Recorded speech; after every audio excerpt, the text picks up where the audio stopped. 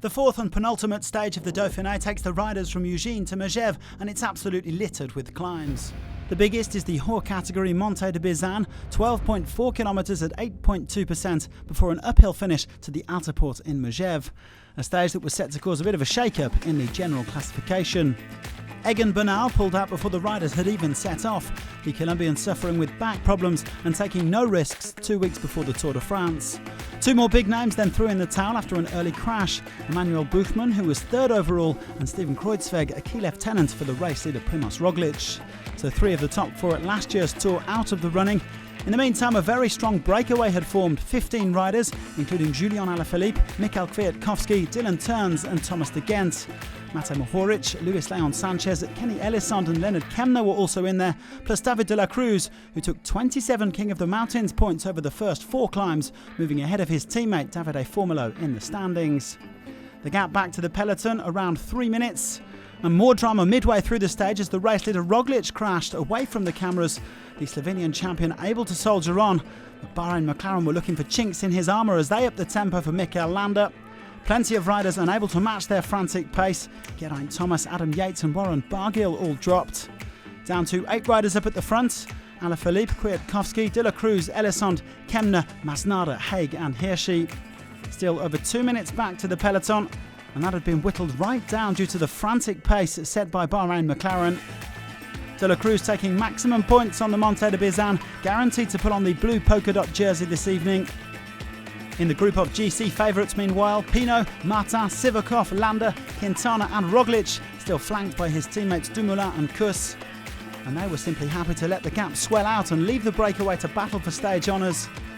The man highest placed on GC, KÄMNA, some 5 minutes and 21 seconds behind Roglic. So still 8 men at the front as they embarked on the final climb. And the first to try his luck was Elissonde, who left Team Ineos for Trek Segafredo this year. In the end though, it was KÄMNA who proved the strongest up the final climb. The young German powering clear of Elissonde and de la Cruz en route to a superb win for BORA HANSGROHE.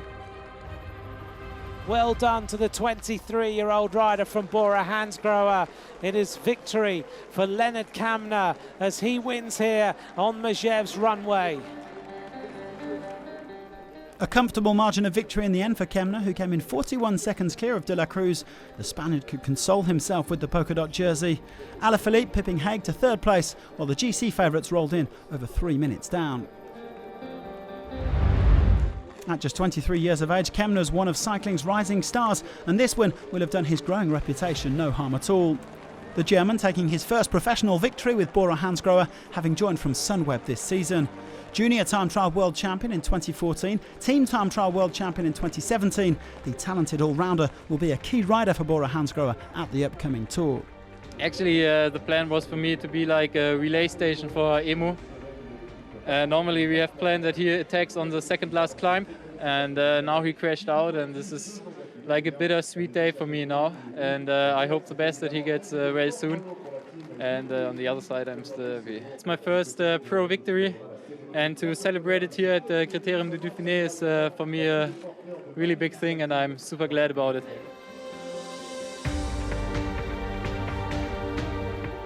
In spite of his crash today, Roglic remains 14 seconds clear of Pinot in the overall standings. Guillaume Martin flying high in third, ahead of Mikel Landa and Dani Martinez, who remains the race's best young rider.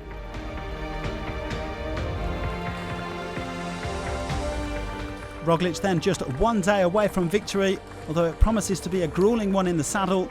2020 Dauphiné concludes with a loop around Megève in Sunday's fifth and final stage. No fewer than 8 climbs to tackle, including the Haut category Col de Rome and another uphill finish to the Altiport. It promises fireworks, so do join us again tomorrow, and thanks very much for watching.